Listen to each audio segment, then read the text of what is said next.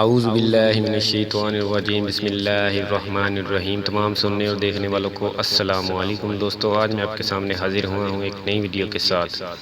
حضرت نوح علیہ السلام کی کشتی کی لمبائی چوڑائی کتنی تھی، یہ جاننے کے لیے ویڈیو کو شروع سے لے کر اینڈ تک ضرور دیکھیں تاکہ آپ کو پوری ویڈیو کی سمجھ آ جائے۔ اور ایک گزارش بھی ہے کہ جو لوگ چینل پر نئے ہیں وہ چینل کو ضرور سبسکرائب کر لیں اور ساتھ ہی بیل آئیکن پر بھی کلک کر لیں تاکہ آنے والی مزید نئی ویڈیو آپ تک بآسانی پہنچتی رہے۔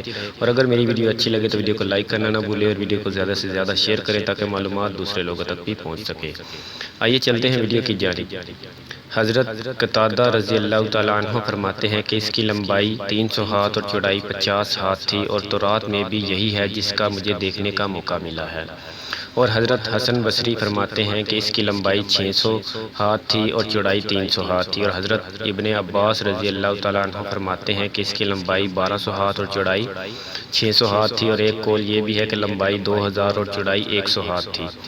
سب اہل رائے کہتے ہیں کہ اس کی بلندی 30 ہاتھ تھی، اور وہ کشتی 3 منزلوں والی تھی، اور ہر منزل 10 ہاتھ اونچی تھی۔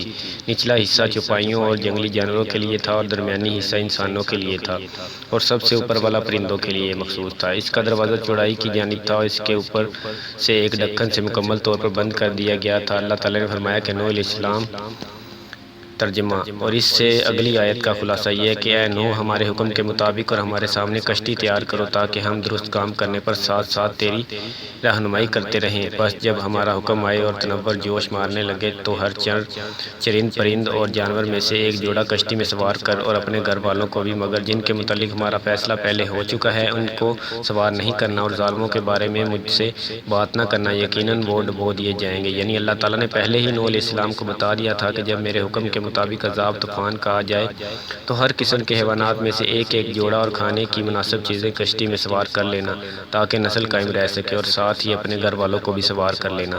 اور جن کے بارے میں اللہ تعالیٰ فیصلہ کر چکا ہے، یعنی جو کافر ہیں، تو ان پر تیری دعا نافذ نہ ہوگی، اور اللہ کا عذاب ان کو اپنی لپیٹ میں لے لے گا، ان سے عذاب ٹل نہیں سکتا۔ اور ساتھ ہی ساتھ اللہ تعالیٰ نے یہ حکم بھی دیا کہ جب میری طرف سے عذاب نظر آ جائے تو کافروں اور ظالموں کے بارے میں مجھ سے کوئی بات نہ کرنا، کیونکہ ان کی تباہی کا میں فیصلہ کر چکا ہوں اور میرا فیصلہ واپس نہیں لیا جا سکتا، اور اللہ جو چاہتا ہے سو کرتا ہے بے شک۔